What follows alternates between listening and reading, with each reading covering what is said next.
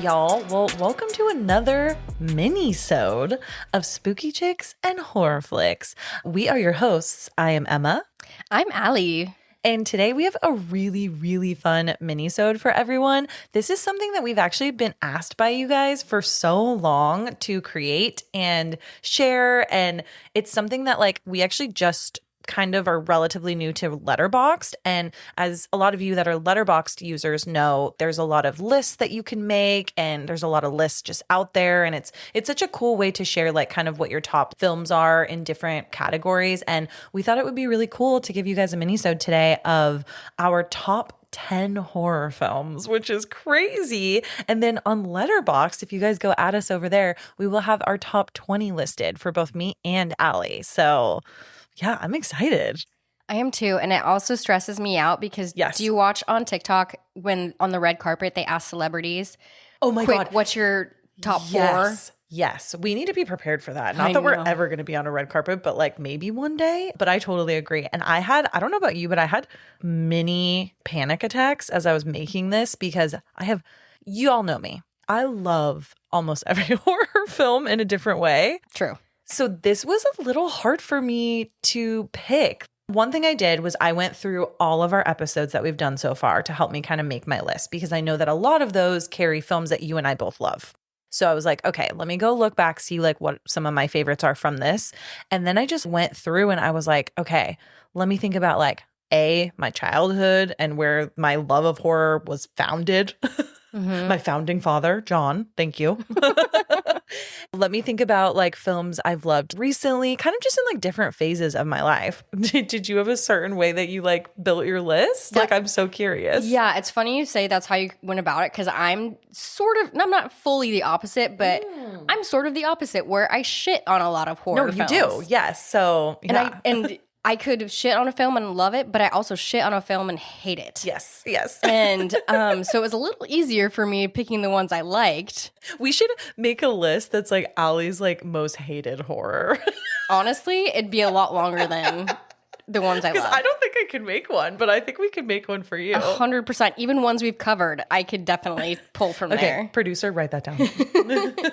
But I basically, when we came up with this idea, I just brain dumped. It was super easy. I just whipped out this list real fast. But then as I started to look at the movies, a lot of them go hand in hand together. And I'm like, oh shit, I gotta flow. It's revealing a pattern. Yeah, I gotta type. Ooh, okay. I like that. And a lot of them go back to, like you said, childhood nostalgia. Totally. And then also a lot of newfound appreciation. Newer films that I'm older and more into how films are made and themes and all of that. There's more layers. Yeah, layers. And then I noticed a lot of camp. I'm a campy girl. You are such a campy girl. I really could have told you that. I think everybody could have told you that in the best way. So it's funny. My older brother, David, I was with him earlier. Shout out, David. I was just kind of going through my list. He's like, huh. And he was 7. David is also the most stoic, amazing man ever who doesn't reveal his cards. He's got a good poker face. So for him just sitting there being huh.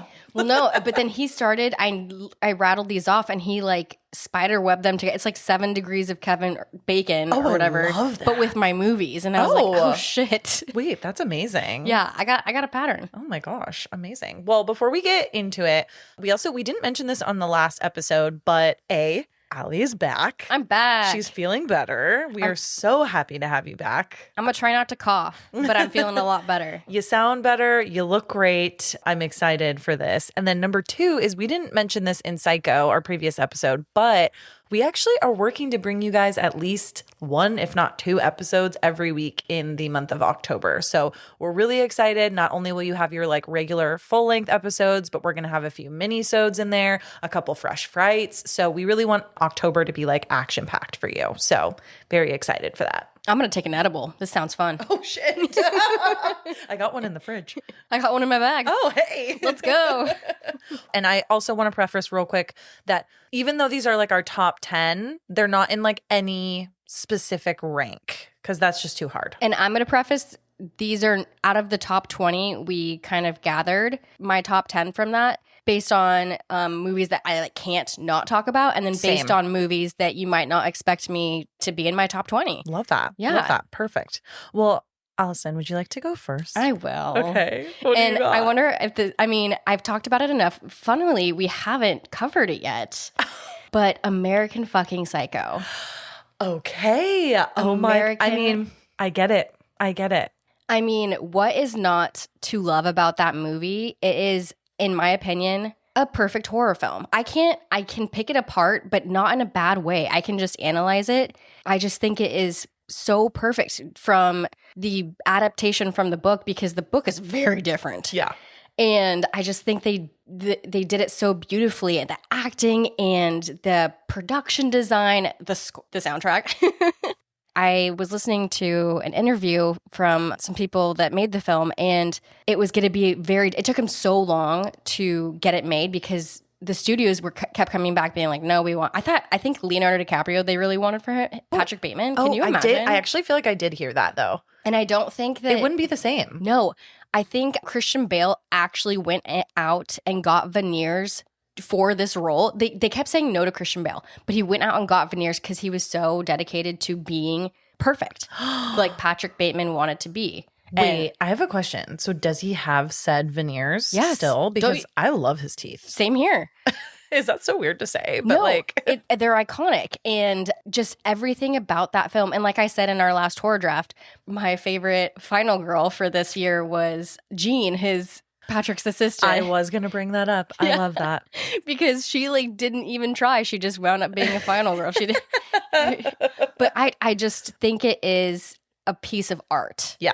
From A to Z. And I could watch it. I just throw it on and watch it. And people might find that super strange if they just walk into my house. But it's a comfort film. It makes you happy. It makes me happy. But now I want to watch it. Fuck. Yeah. Maybe later when we get home. I was Patrick Bateman for Halloween last year. You were, and you freaking rocked it. I did rock it right before I split my chin open and got real blood on my face. There you go. Anyways, what's your first up?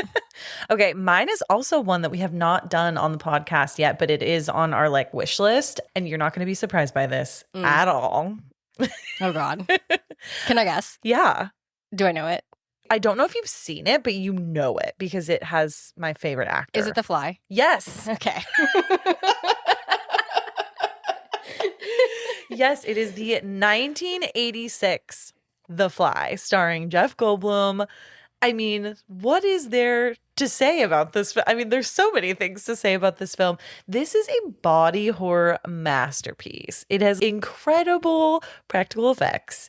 Jeff Goldblum's performance is so tragic and heartbreaking, and just seeing it from beginning to end, oh my God, it just breaks my heart.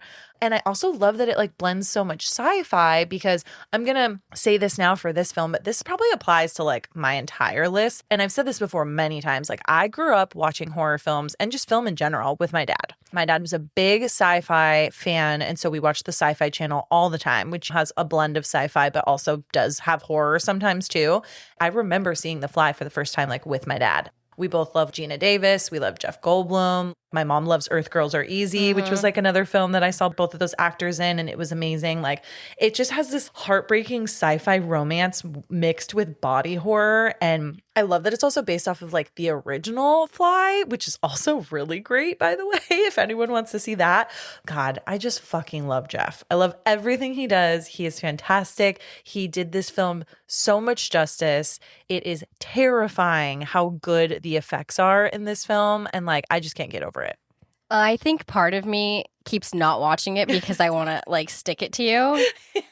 But I promise one day I will. We'll do it eventually. Yes, I will watch it and watch me love it. Yeah, no, you're gonna. I think you are. I don't know. You and I have very different tastes. That's true.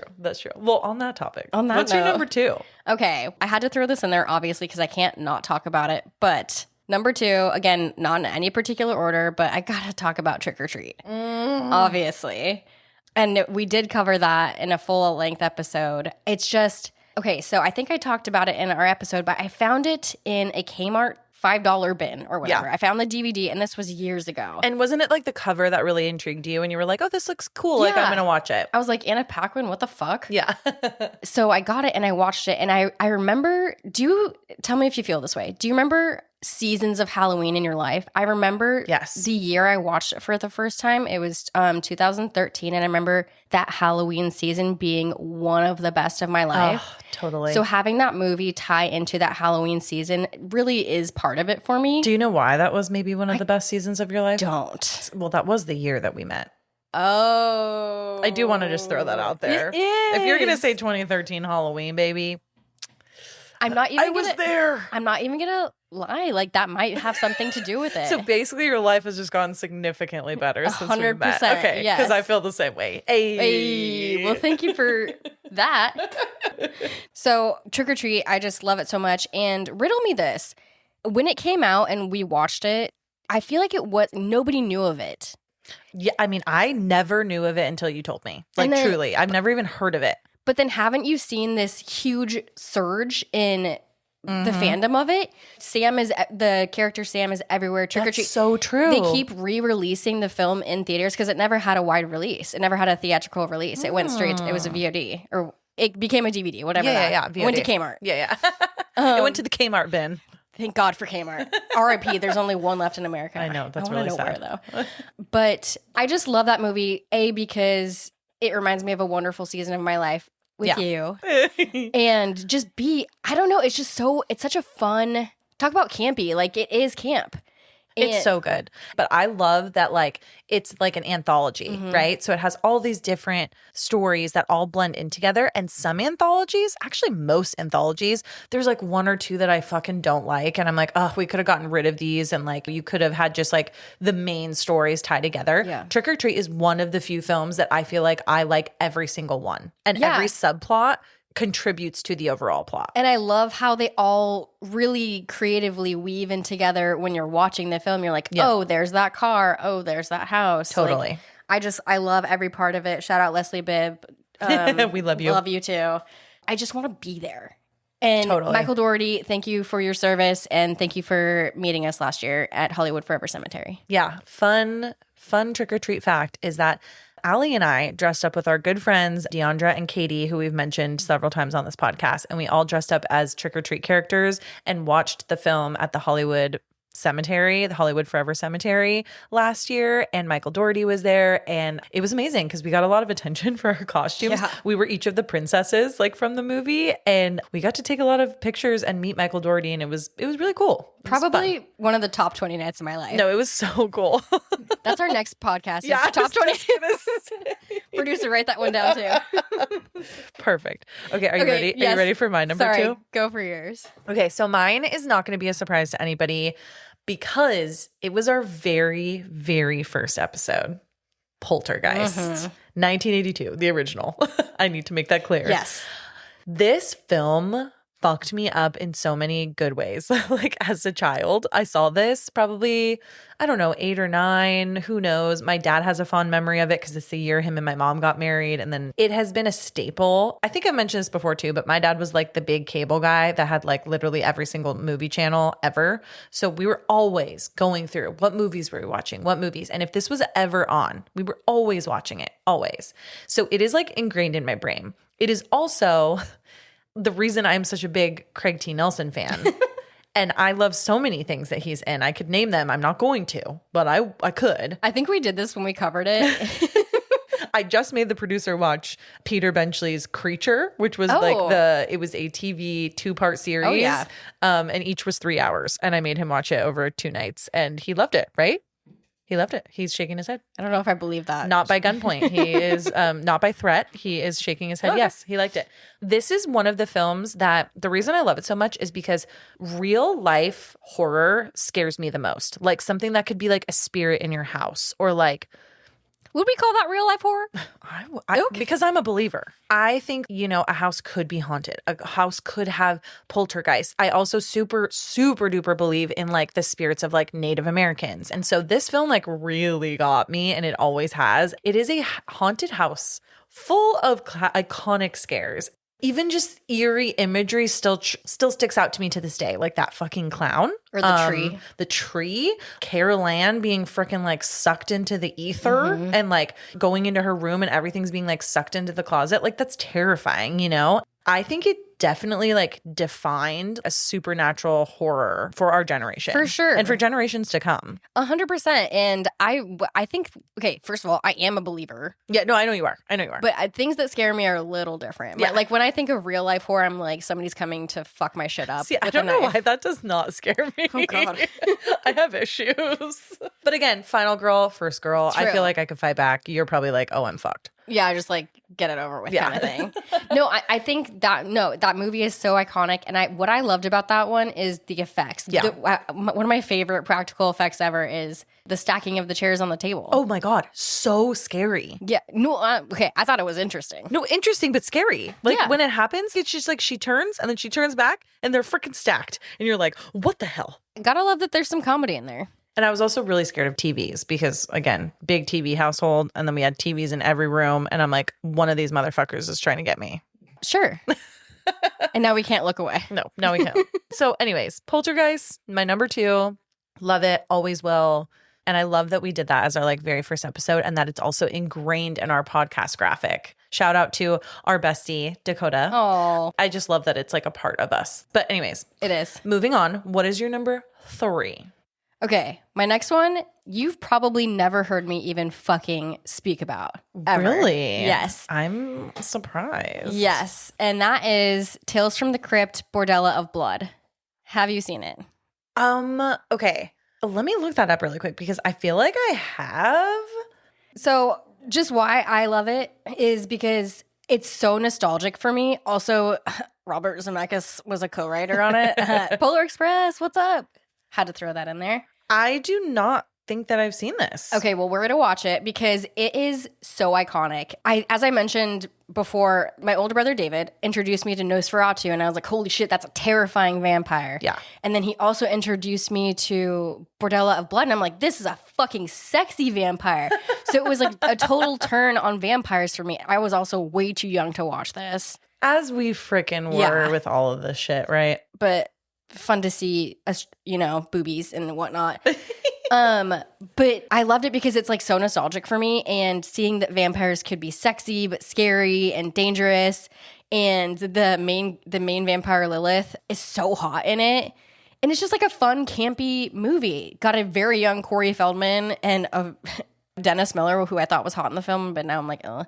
But it's just like a fun vampire movie. I want to watch this now. I'm I like know. watching the trailer on mute. And also I love the movie poster with the Crypt Keeper in Yeah. between the legs with the martini. Like, that's me. It's like a sexy, campy vampire film. Wait, this is so fun. Did you add it to our wish list? Because please add it. I will add it to our wish list. But this is a funny one that I wrote down, and I was talking to David about it, and I listed off a bunch of other movies that we'll get to either later today or at some point. I love and it kind that. of is a lot of other movies are like this that I love too. So this is my flow, my pattern. So we'll watch this. Amazing. I know you Oh get my to God. see boobies and Corey Feldman making out with hot vampires, and it's so good. Beautiful. Yeah. Beautiful. Oh my gosh. It's got a 5.4 on IMDb, which makes me love it. Which means it's amazing. Anyways, we'll watch it. I promise. Okay, perfect. What's your next one? You're going to love my number 3 because you're going to be like, yes, Emma. This is also one we have not done yet, but it is on our wish list. And I've talked about this before, and I will talk about it until the fucking cows come home. He's actually home right now. Cowboy is home. He's in our his dog bed. But Texas Chainsaw Massacre 2003. Oh my God. Starring Jessica Biel. Y'all know I love this film. It is a stylish, beautiful, just like brutal remake of the original back from the 70s. And this film to me captured that early 2000s horror vibe and like intensity, while also still honoring that raw terror from the original. I think that this film was really paramount in introducing Leatherface to a new generation of fans. Totally. People may not be as stoked about the original Texas Chainsaw Massacre if this film didn't come out. And I'm talking about the masses. Like, I'm talking about like mainstream, not the people that are the true, real like horror lovers and that like love the old film.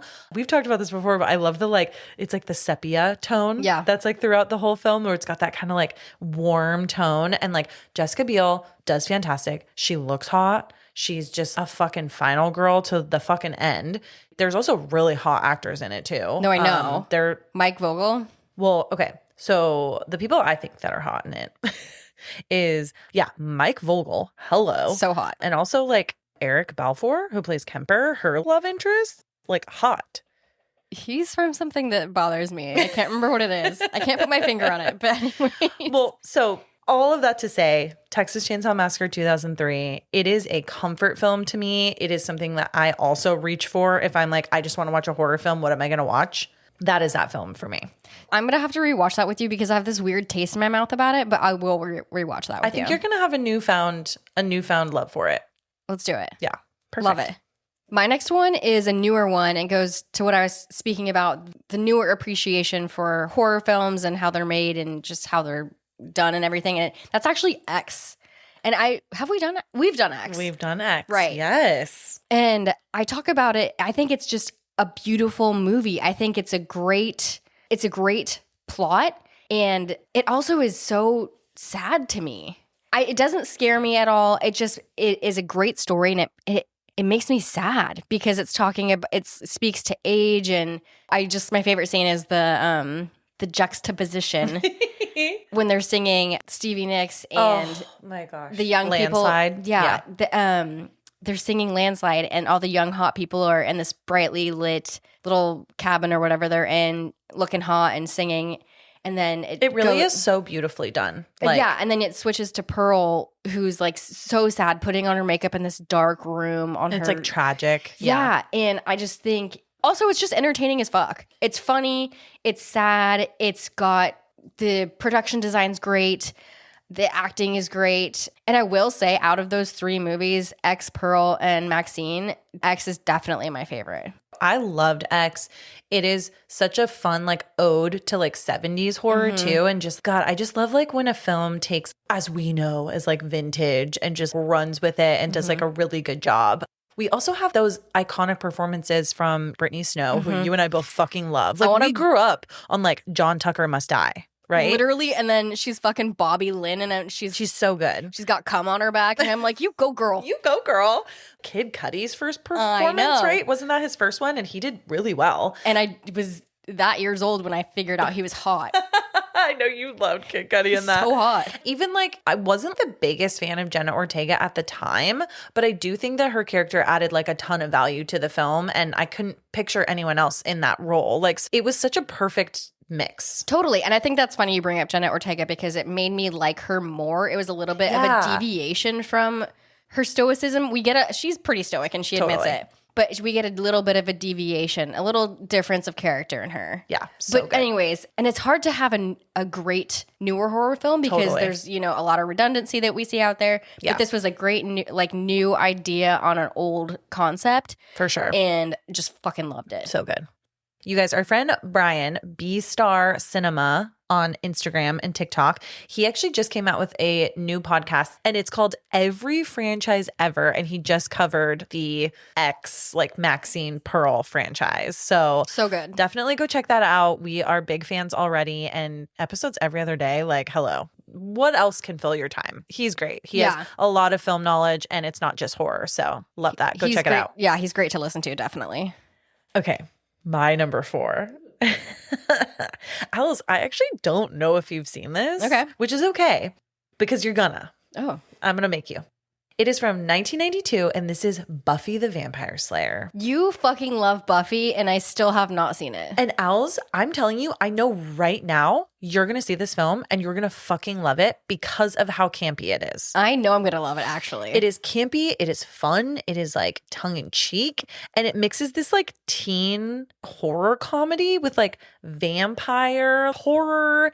It's just so amazing. And when people say they love Buffy the Vampire Slayer, I'm telling you 90% of the people you meet out there love the show. Right. Which I am not shitting on at all. I actually never was like a big watcher of it, but like love Sarah Michelle Gellar, love the guy who played Spike. I thought he was hot when I was like a teenager, but like not many people know the original Buffy the Vampire Slayer that literally laid the blueprint for the beloved TV series. So Christy Swanson? Yes, she's so fucking hot in it. And I'm sorry, but also like RIP to... Okay, so there's actually several people, unfortunately, that have passed in the Buffy the Vampire Slayer film, including Donald Sutherland. Oh, Luke Perry. Luke Perry and Paul Rubens.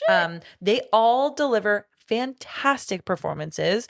And I don't even remember when I first saw this film. I just know I immediately loved it and I started watching it all the time. And my mom and I, this was like our thing that we always watched during Halloween. So I can't wait for you to watch it, Els. It is so fun. It is so campy. I do want to be Buffy for Halloween one year in her like cheer uniform with a stake and go slay some vampires. So Who could I be in that costume situation? I think that you could be Paul Rubens' character. Okay. He's a vampire and he's funny. Yeah, you would love him. I'm in, and I'm in to watch it. I will, I promise. Perfect. Can't Like wait. tomorrow, Amazing. after we watch Bordello of Blood. We have a weekend ahead of us, don't we? Fucking do. Okay, what is your number 5? Okay. We have done a full episode on this, and I know we both love it. This is another comfort film of mine, Ghost Ship. Oh. It's a nostalgia thing. I think we were, I don't know, 10 or 12 or something when it came out. And I know this isn't like widely regarded as a great film, but in my eyes, it is a great, almost perfect horror film. I just, like when you see a horror film for the first time and that's still how you feel about it. Yep, totally. That is how I feel about it. It just seeing the whole film and at the end with the twist, I was like, fuck yeah. Everything down from how it's laid out, and then you see the twist and that song comes on, and I was like, oh, I just remember being like, fuck yeah, in the theater. Sometimes you just want that feeling, so you watch that movie. It got me so terrified. Maybe it's because I loved the Titanic as well. I think that's probably part of it, because this is like the horror equivalent. I mean, Sort of. Well, shit, Titanic is a horror in many people's minds. True. But this is like the horror film equivalent, I think, of it. Sort of. Because it's on a boat. Yeah. And just the time frame. It was old timey. So true, yes. Maybe not exactly the time period, but kind of close. Remember we looked it up. It's supposed to be like the 60s, and we were like, what? Yeah, weird. But no, just a great film, and it's got funny parts. It's got scary parts. I remember being scared by it when I was little, and that's hard to do. Mm-hmm. But also just so entertained in it. You open with that fun old-timey song and that pink font that's all in script. Oh, I love that font. I want everyone to when they meet me for the first time, they're getting that font. Can we make shirts that say Emma and Allie with that Yes. font? Okay, perfect. Wait, we need to do that. Let's do it. Okay, write that down too, producer. We should get him a He's notepad got a running or something. list. He just threw up his hands like, I have no lists.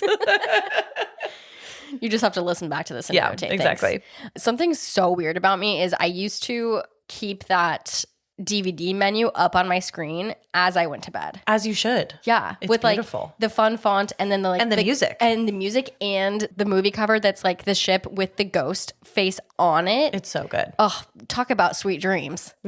Sweet dreams are made of these. Okay, Anyways. what's your next one? Okay, you're going to love this one. My next one is arguably not a film, but a mini series. But this is the original It. Love it. Love it. Love it. I read this book. My mom read this book. I watched this it came out before I was born, but I watched this as soon as I was old enough and able, as my parents deemed able. And I just like absolutely was enthralled. I had not seen anything like it. I still haven't really seen anything like it to this day. No, There is just same. nothing like Tim Curry's Pennywise performance. Like this left a permanent mark on pop culture. Going from like their experience as kids to then their experience as adults, that just hits me so hard because I saw this film as a kid, then seeing it again as an adult. It's just like I can really relate to kind of like both sides of that. And I'm sure a lot of people can that saw it as like a younger person and then now as like an adult. And it's just like, it is also such a coming of age story, which I really love too. And you know me, I love fucking supernatural horror. That's what scares me the most. So like, I also love that it has that scare factor. Like it truly does frighten me. Like Pennywise as Tim Curry Pennywise scares the shit out of me. No, literally. To this day. Same here. Yeah. And like I mentioned, it's hard to scare me, A, because maybe something's wrong with me, B, because we've become a little diluted to like being scared as we get older and see more shit and the real world is scary. Yeah. But this movie to this day terrifies me. Oh, it's and crazy. I fuck with Tim Curry. I fucking love Tim Curry, but he as Pennywise is a different beast. Oh my God, he totally like, is. I want to be his friend. I will go down into the sewer with him, but I will die. I am Georgie. Oh, sad. Also, this movie ingrained in me not to walk by storm drains. Oh, yeah. Terrifying. I think everyone, arguably, that has seen this film, they skip over a storm drain or go around it, give it a wide berth if they can. No, a wide berth. Mind that gap. Yeah. I, to this day, cover my eyes during certain parts. Because I don't want to, that's good on them for leaving that kind of scarring on me. To me, it's the sharp teeth. I don't know. I do love the new It, like, reimagination with, like, Bill Skarsgård. Don't get me wrong, but I kind of see it as a completely separate film. It's very different. It's so different, and Pennywise is different. He doesn't, I don't know. He just doesn't scare me because it's almost too much. A little bit, if that makes sense. It is. I totally agree with that. It's a different look and a different feel. It's like Tim Curry scares me because he looks like he is a actual clown and like a very sad man. Like who is a killer. He could for sure be a clown that shows up at your birthday party. 100%. Meanwhile, Bill Skarsgård feels almost otherworldly. Totally. Too much. Animated. Almost Tim Burton-y. I don't know why. Yeah. I think maybe also I've seen too many behind the scenes videos where he's high-fiving the children that it's like, this doesn't scare me. Yeah. No, but that's true. Not to say that that's a bad thing, but the original is just is so good. No. Full stop, fully agree with you. What is your number 6? My next one is a newer film, and I watched it just so randomly, but I've grown to love it. And I don't know how to pronounce it. You can either say heretic or heretic, but that one. That one. I watched it on a whim, and I think it came out either this year or last year. But I loved it because, we're used to seeing Hugh Grant, who is the male lead in this. We're used to seeing him as like Loverboy or a heartthrob. And now you see him in a completely different light. Okay, so this movie isn't traditional scary, but it is scary in the sense that, spoiler, it's this man who can basically trap you with conversation. But I loved that it dove into religion in such a way that kind of made it easier for my brain to digest. Like he brought up such an interesting way he presented it, and he made me think. And I was like, fuck, it's like basically the Matrix, like blue pill, red pill, like God, totally. God, no God.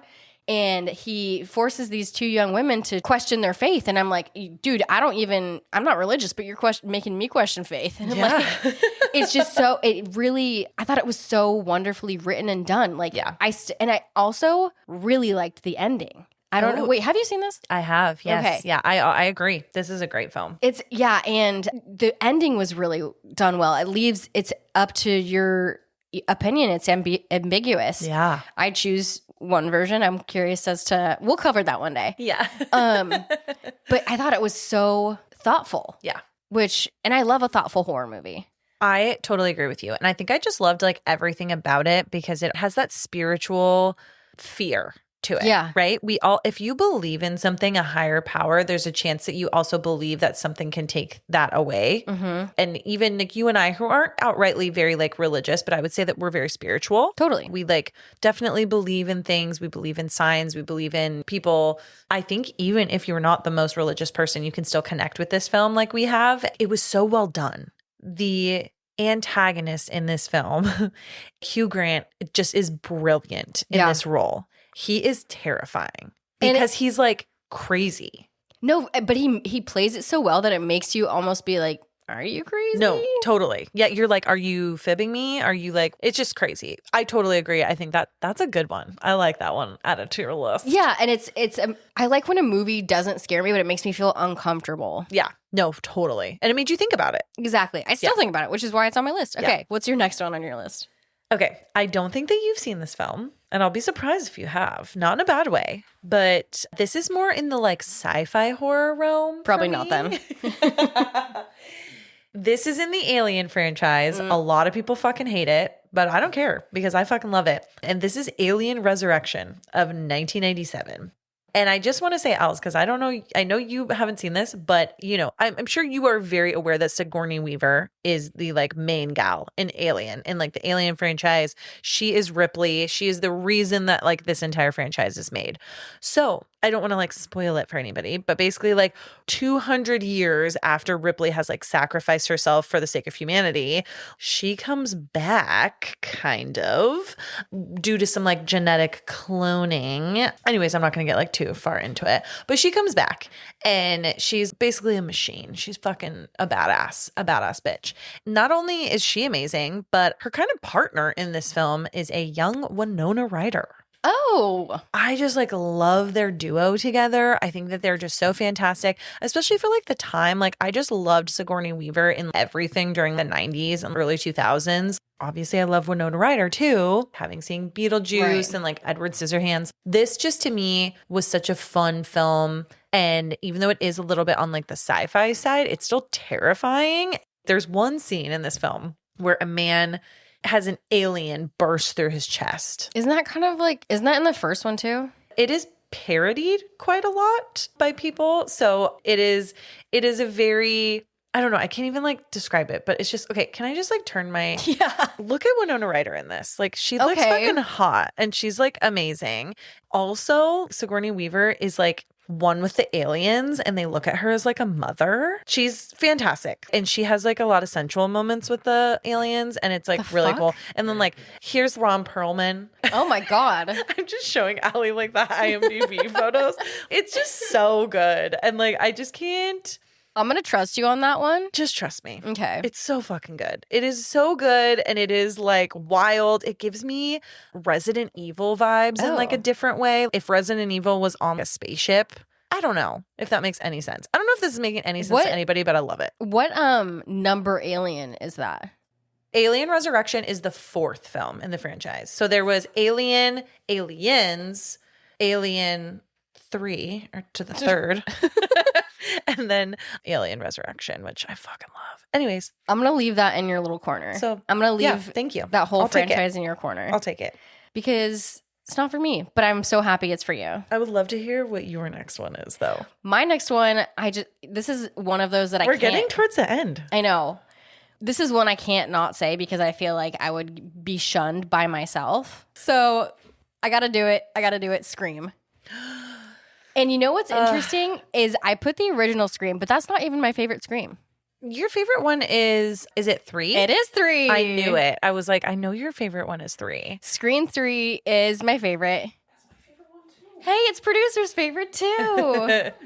But I wrote down the original Scream just because it jump-started that entire universe for us. It's such a titular film for our generation. Even though we were super young when it came out, it just spawned this whole universe that has turned into a teen comedy horror franchise. Yeah. It's such an easy, fun watch, but I also love how it obviously ties in all these. They reference so many horror films that we love and talk about. Speaking of like Psycho, I know you guys just did Psycho. So good. And there's nods to that. And it's just also fuckable Skeet and Matthew. So fuckable. Wow. Basically everyone in that movie is fuckable, but so good on them. But it's just, it spawned this entire thing. So, and I have to give credit where credit's due. You know, even though 3 is my favorite, credit is due to the first for creating all of it. I also want to say that Scream is on my ultimate list of horror films. Yeah. It's just not in my top 10, but like I love Scream too. So, and I totally feel you and I understand your reasoning because I fully agree. Hands down. Hands down. Period. What do they say? What do they say? No cap. No cap. No cap. Do you know? Love that I knew what you were going to try. Yeah, because we're both. We need like a dictionary of things that young people Allie say. and I are like 2 old men. Like we say the words like film and vintage. And I literally asked someone the other day, I was all, man, that person's a hoot, aren't they? And they were like, did you just say a hoot? Kevin and I were on the couch the other day and he's like, should we turn on the television? Yes, you should. Just the television. Oh, we should put that on the television. I was like, what? It's like calling a cell phone a cellular in Scream. Oh. Scream 3, actually. All right, we're going to table that combo. Okay. What's your next one? Okay, you're going to love this. We have done this on the podcast, and this has one of our favorite humans in the entire world, Justin Long, in it. Can you guess?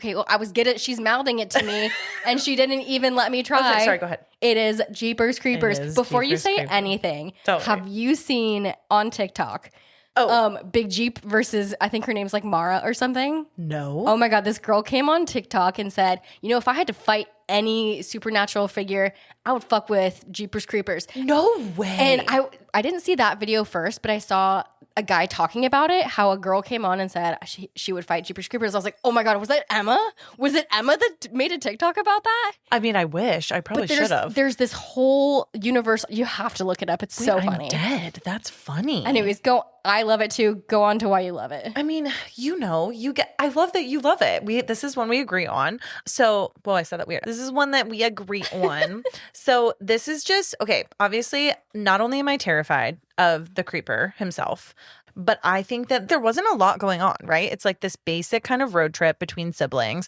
I love Justin Long. I think that it introduced an original horror creature who there are a lot of films to this day that try their fucking best. And honestly, I give them kudos for trying to introduce new monsters onto the scene or new, horror icons. There is just nothing like a 2001 horror film in a cornfield. Totally. With, again, the sepia kind of warm filter on the film. Justin Long does an amazing job. The gal who plays his sister, it's escaping my mind right now. She does an amazing job in the film. It's just so good. It is so good. It is, again, one of those films that I reach for as like a comfort film. One of the scenes that actually scares me the most is when him and his sister go to the old lady's house. With the cats? With the cats. And she's like, I'm not scared, blah, blah, blah. But seeing someone who says they're not scared and then like they ended up getting yeeted, literally she gets yeeted. There's just nothing like it. So I love it. I also love his lair. We've talked about this. Yeah, the little jizz factory. Okay.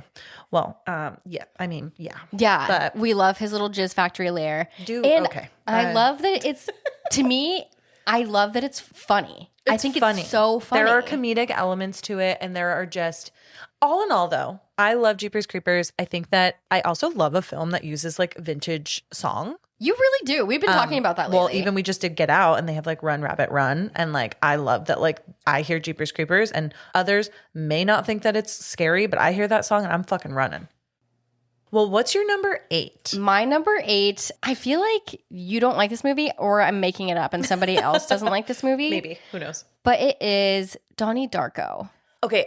No, I love this film. Okay. I love this film. We just haven't done it yet on the podcast. We haven't found a good time. Anywho, I love this movie because, again, it got that nostalgia factor for me. It's got a young Jake Gyllenhaal who isn't attractive, but kind of is. You know what I mean?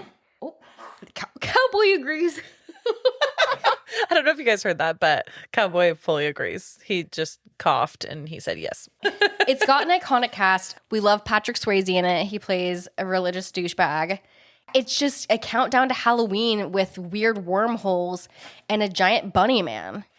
I just think it's a really Halloween-y movie. And they go see Evil Dead in the theater when they're like he's trying to get with Jenna Malone. It's just like a fun, another comfort one for me. And I like the concept of time travel. First of all, love that this is in your top. I kind of had a feeling it was going to be in your top because I know you love this film. It is such a mind fuck. And every single time I watch it, I have a different thought process about it. And I have a different thing that's been like revealed to me in like the best way. And I also love that Tears for Fears is on the soundtrack because I cannot listen to those songs now and not think about Donnie Darko. It's got an icon. It's not even just Tears for Fears. No, it's not. The whole soundtrack. There's so many more on the soundtrack that are just so good. So and definitely love that choice for you. Thank you. And I love Sparkle Motion. If you haven't seen Donnie Darko, then you don't know what I'm talking about. Go watch it. So good. Okay, what's your next one? You're going to love this one. It is the 1987 The Lost Boys. Oh. It's just the way that it is this like stylish 80s vampire horror that still has some comedy elements and it has a fucking killer soundtrack. We love the guy that plays the saxophone. I forgot his name right now, but like him. I fucking love him. I still believe. You know, he still performs that. No, I know. I saw it on TikTok recently and I want to be there. Thank you for making me jealous again. He is not wearing a shirt. And he's got still the oil. Ripped as hell and he still has a ponytail. And oil and on his oil body. and oil and gold pants, I think. But I also love that this was like the height of, I don't know if this is saying this accurately, but like the Brat Pack kind of Corey Feldman, Corey Haim, those guys, right? Like their characters. This was like the height of that. It's so campy and it has the campy scares. It's so camp. It also reminds me, and I think I mentioned this because we have a full length episode on this film too, but like I think I mentioned that the fact that the dad ends up, or not the dad, sorry, The boyfriend. the fact that The love the interest? mom's love interest ends up being like the lead vampire reminds me so much of Mom's Got a Date with a Vampire. Oh my God. Fuck me up and down with Mom's Got a Date. Should I put that in my fucking top 10? Oh my, if we're going decoms, then I'm throwing in Under Wraps. But I love this because maybe not to the level of the blood. What was it called? The blood. The Jizz Factory? No. Sorry, what are we talking about? The Tales from the Crypt. Oh, Bordello. Bordello blood. Okay. Anyways, maybe not to that level, but I did feel like this made vampires really sexy and scary and like 100%. fun all at once. Like, I wanted to be Star. And I want to Or be. Kiefer I still Sutherland. want to be. I still want to be Kiefer. Also, Michael. Also, talk Michael. about camp and funny. No, it's so good. It's so good. Almost a perfect film. Almost a perfect. Actually, I don't know there's nothing really There's wrong nothing about better. it. Yeah. They also have a fun Peter Pan layer. I love it. Just another good layer. We love a layer. We love a layer. Okay, what's your number 9?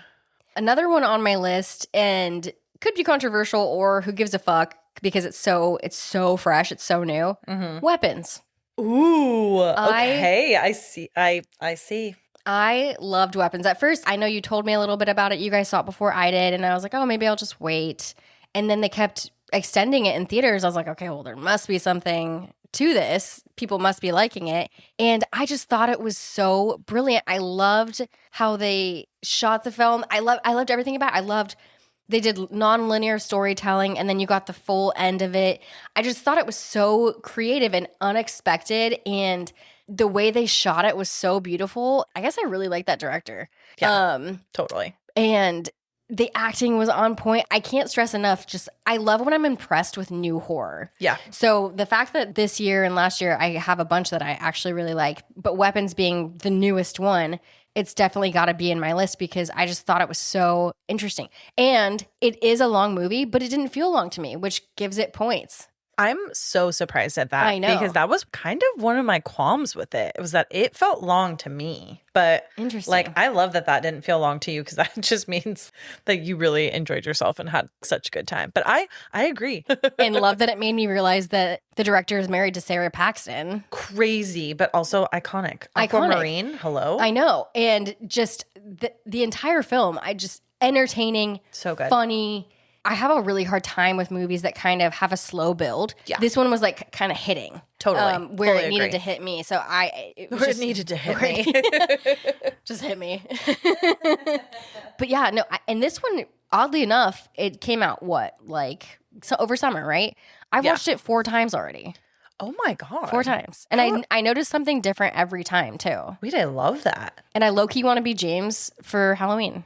The druggy kid. You should. I know. You should. Because Gladys, everybody's going to want to be Gladys. And shout out to Gladys for being a queen. She's iconic. Icon. Yeah. So good.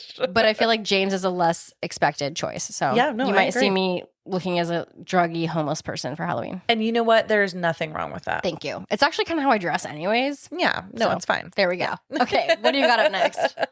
Okay. So for my number 9, I have the iconic, in my opinion, Clive Barker dark fantasy horror Nightbreed Nice. of 1990.